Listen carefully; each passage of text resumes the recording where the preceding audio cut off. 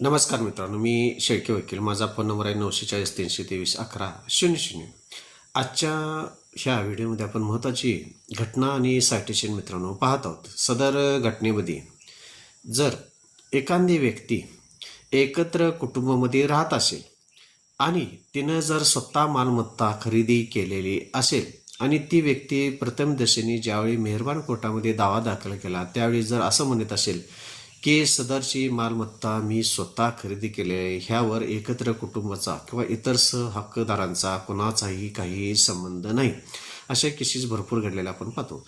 तर त्यावेळेमध्ये अशा केसमध्ये ज्यावेळी दावा दाखल कोर्टामध्ये केला जातो, जी व्यक्ती म्हणते की एकत्र कुटुंब पद्धतीमधील जे काय उत्पन्न मालमत्तेतून आलं त्यावरून मी मालमत्ता घेतलेली नाही आणि मी स्वतः घेतलेली आहे, तर त्याची जबाबदारी आहे एकत्र कुटुंब पद्धतीतून तुम्ही उत्पन्न न घेता ती मालमत्ता कशी घेतली, तुम्ही स्वमिळकतीतून कशी घेतली हे सिद्ध करण्याची जबाबदारी त्या व्यक्तीची असते.